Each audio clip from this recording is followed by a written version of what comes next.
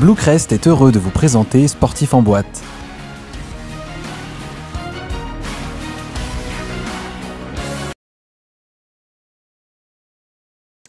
Ah, joli mois de mai. Ah, celui de la floraison, le mois de mai qui sent bon à chaque fois.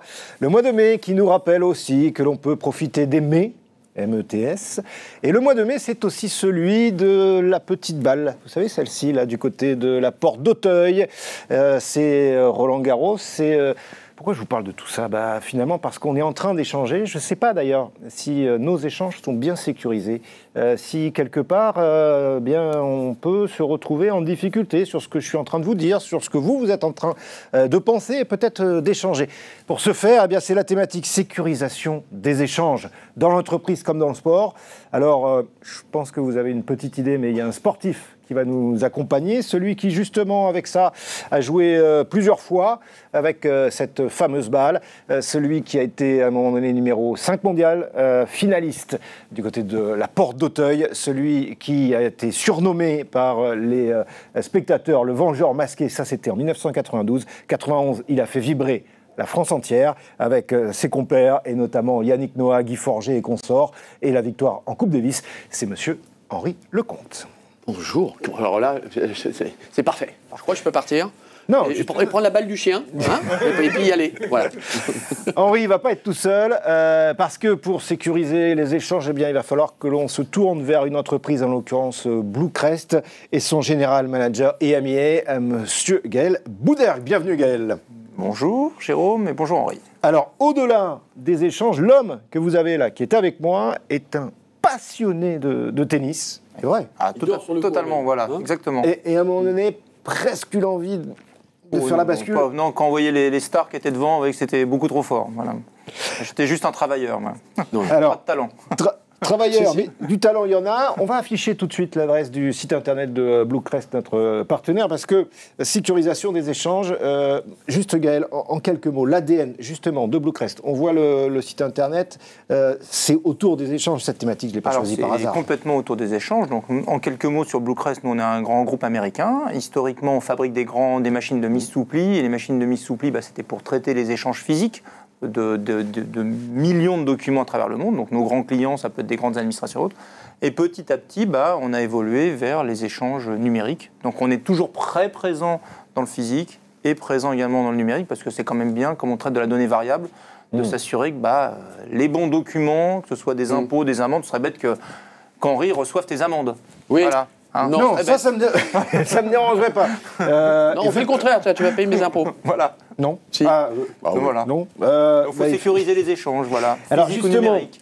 la première thématique, messieurs, sécurité et échange. Est-ce que ces deux mots, je démarre par toi Gaël, sont encore compatibles en 2025 avec tout ce que l'on voit, l'explosion de l'IA, mais pas que? Est-ce que sécurité, échange, on peut encore les associer?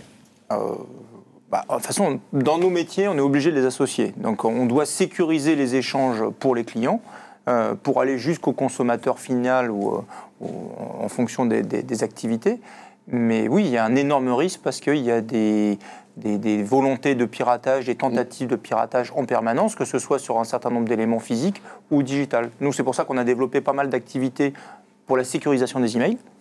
Et donc, ces éléments-là sont essentiels parce que sinon, c'est tellement simple de nos jours de pirater des échanges, de pirater les informations, d'envoyer des faux PDF, d'envoyer des fausses vidéos. Ça, c'est l'élément essentiel sur lequel on travaille pour s'assurer que les gens ne vont pas payer des escrocs.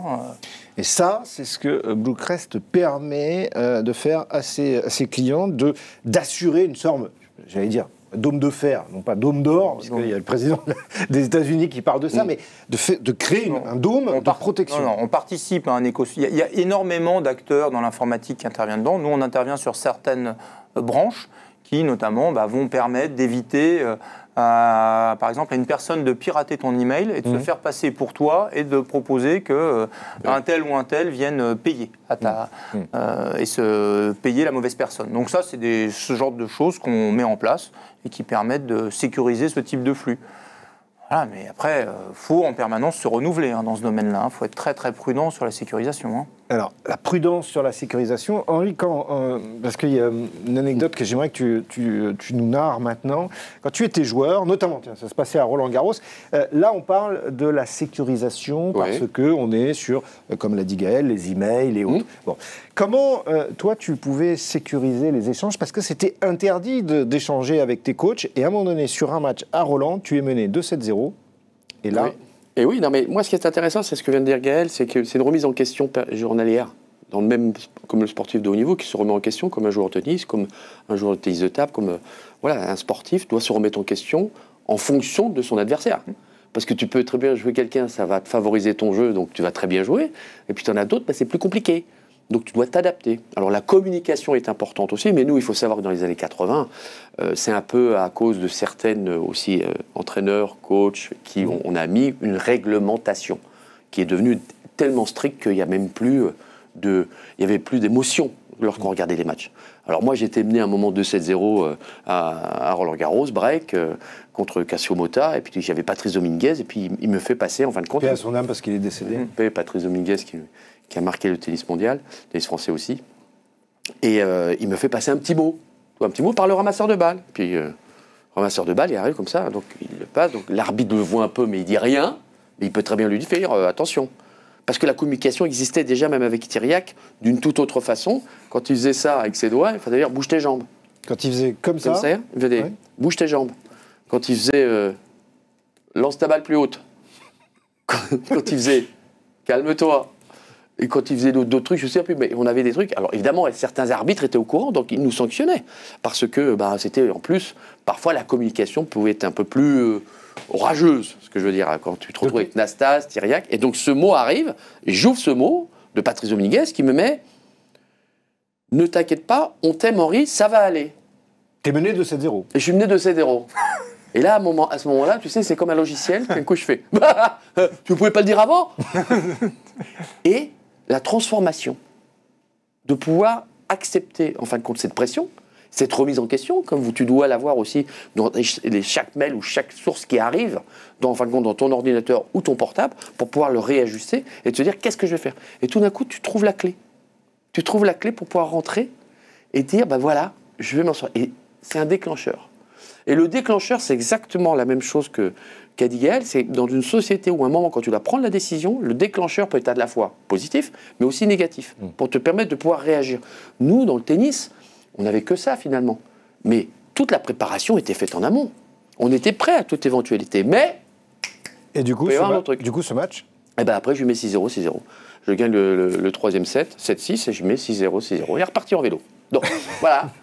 Donc, non. Mais c'est aussi, c'est ça qui est important. Et je voudrais juste rebondir, c'est qu'on est tous, bien sûr, sur nos portables, on est tous sur nos ordinateurs, on est tous sur des trucs. Et lorsqu'il y a eu, on en parlait hors émission, quand tout d'un coup il y a un bug, on revient à les fondamentaux. Hein. Oui, on évoquait ce qui m'amène à la deuxième thématique, comment éviter qu'un échange puisse avoir des conséquences négatives. Et nous évoquions, juste avant de démarrer cette émission, à un moment donné, la panne d'électricité géante qu'il y a eu en Espagne, paralysant l'ensemble du pays à tout niveau. Justement, à ce moment-là, Gaël, comment on peut éviter aujourd'hui qu'un échange puisse avoir des conséquences négatives? Alors, commencer un peu à y répondre. Bluecrest essaye justement de faire en sorte que les mails qui nous arrivent, quand on les ouvre, on s'assure bien qu'il arrive d'Henri Lecomte, que c'est bien Henri qui est en train de m'écrire, parce que ça peut avoir des conséquences terribles. En fait, il faut s'adapter. C'est-à-dire que tout ça, c'est lié à l'évolution des technologies. Dans le tennis, on va faire évoluer plein de choses. Dans la vie professionnelle, on évolue en même temps que les technologies évoluent. C'est un peu logique. Donc, les capacités de piratage des acteurs en face de nous qui cherchent à nuire vont évoluer. Donc, nous, on va essayer de s'adapter le plus possible en amont pour voir quelles sont les sources de piratage, comment ils s'y prennent, et s'adapter, utiliser de nouvelles technologies. En l'occurrence, nous, les technologies qu'on utilise actuellement sont liées à des univers qu'on appelle de la blockchain, qui fonctionnent bien. Donc on va venir sécuriser un email sur lequel on va rentrer une empreinte numérique dans la blockchain, ce qui permet que lorsque cet élément est reçu, on va pouvoir contrôler que l'identité numérique qu'on a donnée à cet email correspond bien. Donc on va pouvoir sécuriser cette transmission-là. Ça n'aurait pas été possible avant, parce qu'on n'avait pas cet outil-là pour se sécuriser. Après, ce qu'il y aura demain, je ne sais pas, mais voilà, le tout, c'est d'anticiper le plus possible pour voir comment est en train d'évoluer le pirate ou l'acteur qui va vouloir nous nuire. Si on reste sur cet exemple là qu'il est en train de donner, Gaël, et qu'on va sur le terrain du tennis, comment on fait à un moment donné dans l'échange justement pour éviter, tu parlais tout à l'heure des gestes que Thiriac te faisait, etc., mais ça peut avoir des conséquences négatives si tu les interprètes pas bien, si tu es pas sûr finalement d'avoir sécurisé visuellement ce qu'il était en train de te dire. Ou tu te trompes dans l'analyse. Ou tu te trompes dans l'analyse, ou tu pars dans une autre direction qui n'est pas la bonne. Donc c'est encore les émotions, c'est encore les moments, et toujours, on va toujours mettre en faute la personne. Enfin, et on a beaucoup de joueurs qui regardent l'entraîneur et fait « C'est ta faute si j'ai perdu !» Et le mec, il est quand même sur le terrain, il a regardé la balle, elle est venue, et il a mis dans le filet, c'est pas la faute de l'entraîneur. Tu vois, donc il y a toujours des circonstances parce qu'on veut, en fin de compte, se protéger, ou alors pas accepter ce qui nous arrive. Dans le monde aussi, que ça soit le monde un peu virtuel ou le monde qui est, comme le dit Gaël, où il doit se protéger, où il travaille tout le temps pour être sûr que c'est la bonne personne qui envoie, pour nous c'est la même chose parce qu'on le voit aussi dans le tennis, il y a l'IA, il y a l'intelligence artificielle qui arrive, on est en train d'enlever un petit peu l'humanisation de ce sport, il n'y a plus les juges de ligne, il n'y a plus, donc ça devient un sport, pourquoi ? Parce qu'on veut de la rapidité, parce qu'on veut aussi avoir d'autres...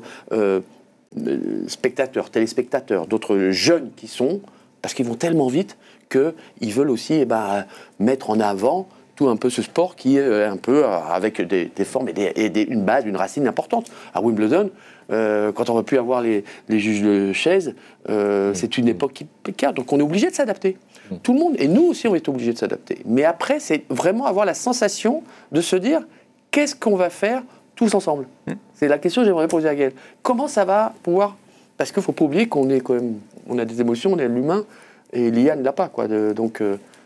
l'IA ne l'a pas, et en plus, tout n'est pas réglé. On l'a vu le cas avec Zverev la dernière fois qu'a pris la photo, donc c'est que tout n'est pas en comp. Mais voilà, c'est des sports qui évoluent. Juste pour ceux qui ne sont peut-être pas au fait autant que vous sur le Zverev, il prend une photo. Oui, il y a eu un petit incident, c'était à Madrid, je crois, à Madrid, il n'y a pas très longtemps, où il y a une faute. Enfin, la balle est annoncée bonne par le juge arbitre et par le système. Système. Et Zverev voit une balle qui doit être peut-être 5-6 cm à l'extérieur et la montre. Refus de l'arbitre de descendre de la chaise, et Zverev, pour le coup, très élégant, parce qu'il aurait pu... péter les plombs. Vraiment péter les plombs, voilà, dans les circonstances actuelles, je pense que certains l'auraient fait, et il allait prendre une photo, les a postées, donc et il y avait une erreur manifeste de l'outil.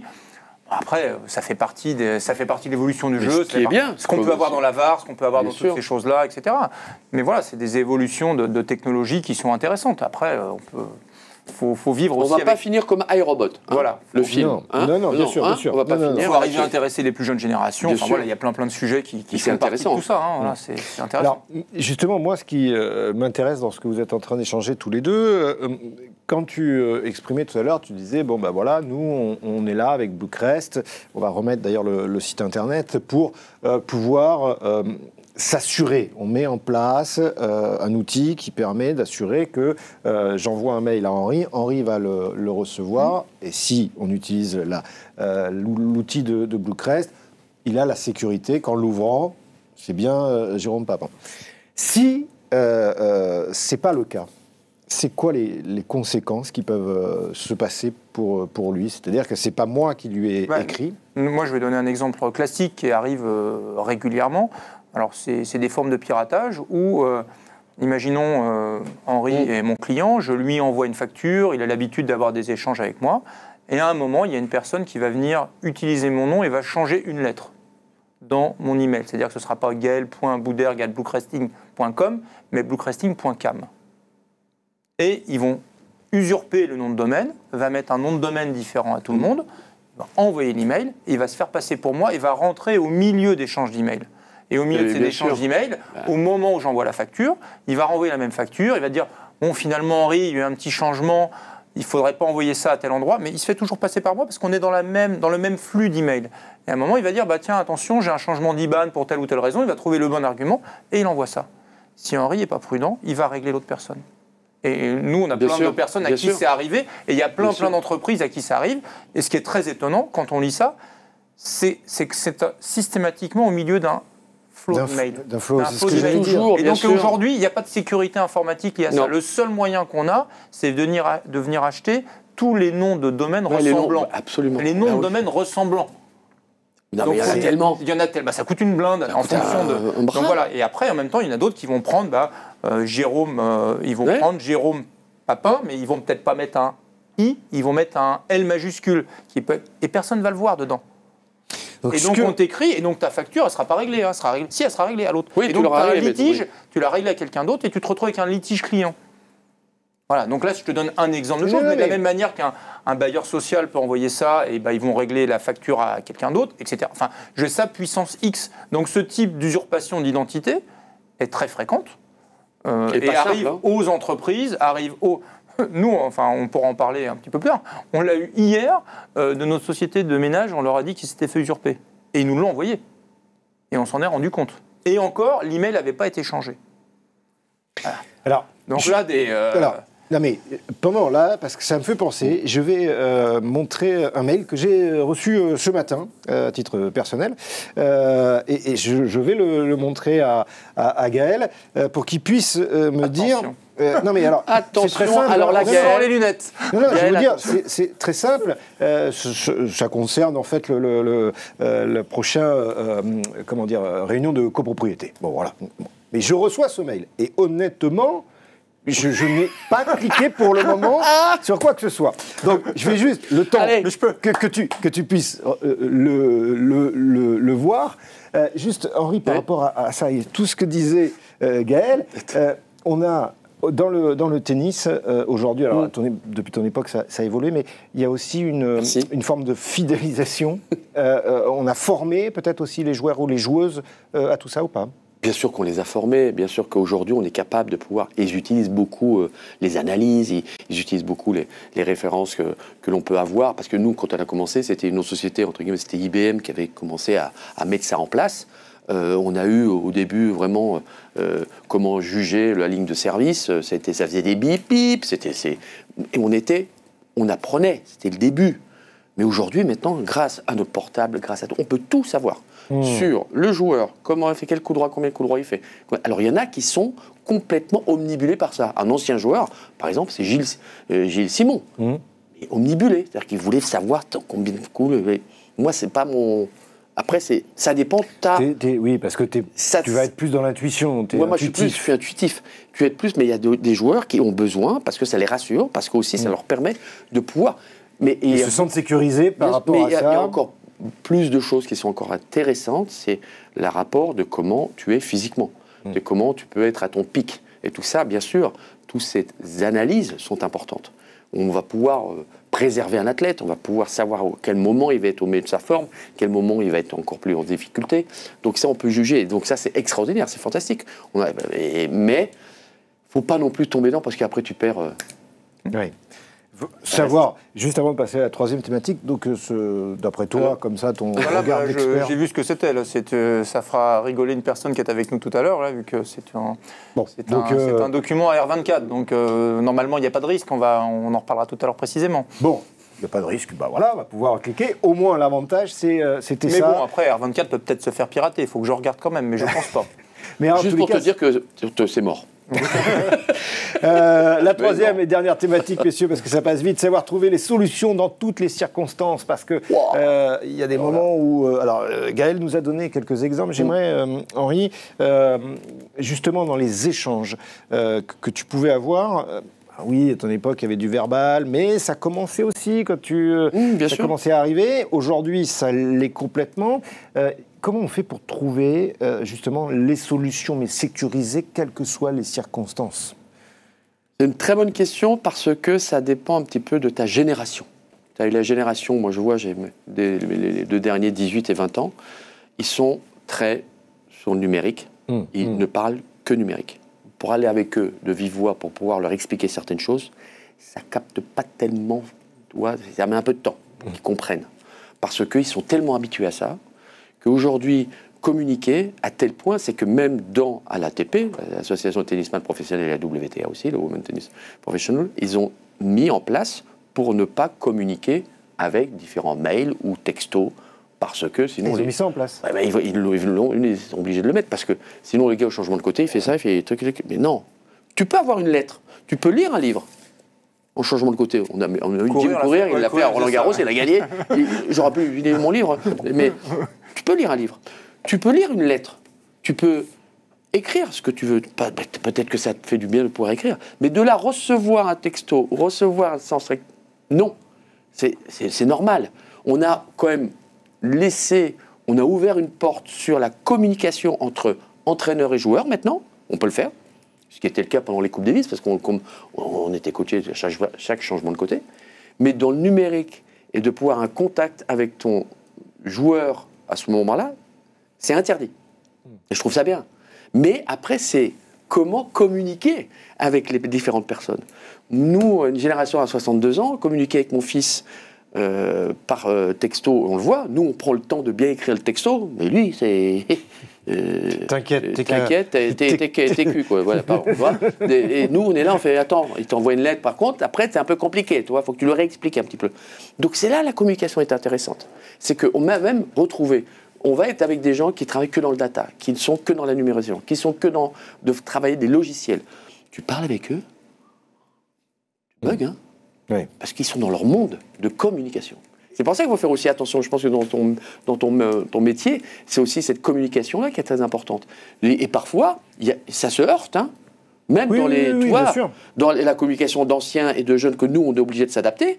Mais eux, à nous aussi, par moment, de se dire ça va un peu trop vite, je comprends pas, de mettre le haut là et de regarder un petit peu comment ça se passe. C'est pour ça, du coup, quand je dis trouver des solutions dans toutes les circonstances sur la communication, notamment pour vous, pour Bluecrest, c'est ça, il faut trouver... Nous, en fait, ça va être lié à nos clients. Nous, à la base, on est fabricant et éditeur. Donc, on va fabriquer des matériels pour les prestataires ou pour les grandes entreprises ou les moyennes entreprises et des logiciels de façon à ce qu'eux puissent communiquer avec leurs clients. Et forcément, eux-mêmes, dans leurs clients, il y a tout type de clients. Il y a des clients qui peuvent être éduqués, moins éduqués, et des clients jeunes et moins jeunes. Donc forcément, il va y avoir des inquiétudes par rapport aux documents. Dans les entreprises, de toute façon, aujourd'hui, on est tous formés à nous dire « attention, ne cliquez pas ». Dès qu'on est dans des grands groupes, on passe notre temps à nous dire « attention, tout ce qui vient de l'extérieur, il ne faut pas cliquer ». Donc il y a un vrai sujet sur la communication. D'un autre côté, on nous demande d'envoyer moins de papier. Donc il y a moins de papier qui est envoyé. Donc même en termes de communication, de comment je touche l'un d'entre vous demain, si je veux éventuellement vous proposer un service, une voiture, une montre, je ne sais quoi, comment je vous touche? Si je ne peux pas envoyer de papier, je n'ai plus le droit de faire de communication par téléphone, voilà. Je vous touche comment? Donc j'ai envoyé des emails, mais je n'ai pas le droit de cliquer sur les emails. Donc il y a des vrais sujets sur les échanges aujourd'hui. Comment je touche les intels? Donc, est-ce que la solution, c'est quoi? C'est d'être collé sur des réseaux sociaux, d'avoir des pubs sur des réseaux sociaux? Peut-être. Je n'ai pas une solution unique, mais en fonction des populations, il y a des préférences, souvent générationnelles aujourd'hui, on le voit. Hein. Quand on fait toutes les études, il y a des sujets générationnels. Ce qui fait qu'il y a encore une communication papier qui est importante vis-à-vis d'une certaine population ou de certains types de documents. Et il y a d'autres générations, la communication et le papier ne veulent pas en entendre parler. Les emails, c'était même un peu de sujet. Voilà. Et voilà, quand on fait toutes nos études sur comment un jeune veut être contacté. Je parle d'un jeune, je parle des dernières générations, hein, parce que la notion de jeune, excusez-moi du terme, on évite un vieux con pour une nouvelle génération. Oui, bien sûr. Quelqu'un de 20-25 ans, pour quelqu'un de 15 ans, c'est quelqu'un de vieux. Hein. Il est établi, il commence à avoir sa voiture, je ne sais quoi, etc. Et on passe tous d'un cran rapidement. Donc ces sujets-là sont sociologiquement intéressants et ont un impact sur nos professions. Donc nous, on est obligé de s'adapter, de répondre aux besoins des clients, parce que les clients nous disent, nous, on a besoin sur telle ou telle donnée de variable, de faire ceci, de faire cela, de contrôle à l'extrême sur des documents. Donc on va s'adapter, proposer des solutions qui répondent aux besoins et à l'évolution du marché. Mais c'est délicat, parce qu'en plus, la technologie avance très vite. Non mais voilà, donc cet élément-là font que la technologie d'il y a 5 ans n'est plus la technologie, etc. Et ça va très très très très vite. Donc ça a des gros impacts sur les organisations d'entreprise, sur la recherche et développement pour les entreprises, sur les équipes de services, etc. En chaîne. Donc c'est intéressant mais compliqué. Intéressant. Impact, on l'aura bien compris que la sécurisation des échanges dans l'entreprise et dans le sport, eh bien, c'est devenu un sujet majeur maintenant. Des éléments de réponse, il y en a eu, et maintenant du côté de Bluecrest avec Gaël Boudergue. Le regard aussi pour Henri Lecomte. Juste, on va conclure, messieurs. Henri qui, comme je vous l'ai dit, le mois de mai, le mois de la floraison, etc. Oui, Henri qui a sorti ce livre Balle neuve. Vous verrez à l'intérieur, il parle de la fameuse petite balle intérieure que l'on a tous en nous qui finalement ne finit jamais de rebondir. C'est aux éditions, je vais y arriver, Marabout. Je vous le recommande parce que dedans il y a beaucoup d'anecdotes qui, elles, sont encore d'actualité parce que c'est des anecdotes humaines. Merci pour la présence, Henri. Merci, Jérôme. Merci aussi pour ce très très beau livre préfacé par un très grand monsieur qui s'appelle Jean-Paul Lotte au passage. Gaël, le mot de la fin avec toi. On va remettre le site internet de Bluecrest. On a parlé énormément de choses. Tu nous as livré aussi des éléments concrets à un moment donné, notamment sur la partie facturation, mais pas que. De la communication, c'était le dernier échange que tu as eu. Si tu devais là maintenant pouvoir dire à ceux qui ont encore un doute ou se disent oui, non, c'est bon, moi je fais gaffe, les mails quand je les reçois, etc. Non, aujourd'hui on peut plus. Non, on peut pas. Enfin, voilà, on est pas à l'abri. Hein. On est à l'abri de rien. Voilà, les spécialistes de sécurité qui nous écoutent le savent. Ils travaillent sur ça au quotidien. Ils sont au courant des dernières technologies. Ils cherchent à s'adapter, que ce soit pour des entrées digitales, des entrées physiques. Enfin voilà, c'est d'être au courant de ce qui se passe et de se prémunir contre des futurs risques. Voilà, mais c'est juste de la logique, mais faut être bien au courant et il faut se méfier de ses certitudes. Voilà. Le risque, c'est de croire qu'on est couvert de partout. Moi, le nombre de personnes qui me disent non, c'est bon couvert, mais quelqu'un qui veut rentrer peut tout le temps rentrer. Donc il faut sécuriser au maximum. Hein. Les vraies personnes qui veulent pirater, que ce soit dans l'environnement informatique, c'est comme quelqu'un qui se dit qu'on ne peut pas être cambriolé. On sait que c'est pas possible. Un gars qui voudra rentrer, il rentrera dans les endroits les plus compliqués, toujours. Donc voilà, c'est comment on limite le risque. Limiter le risque, éviter d'avoir des certitudes pour pouvoir mieux avancer. Voilà, c'était un petit peu les éléments que l'on pouvait sortir de ce nouvel opus de Sportif en boîte. Très heureux en tous les cas d'avoir pu le présenter en compagnie, encore une fois, d'Henri Lecomte et de Gaël Boudergue, le General Manager et MIA de Bluecrest. On reste au contact et en contact parce qu'il y aura encore d'autres émissions à venir. D'ici là, portez-vous bien et puis n'oubliez pas de temps en temps regarder par la fenêtre, vous verrez, la vie est belle. Bluecrest a été heureux de vous présenter Sportif en boîte.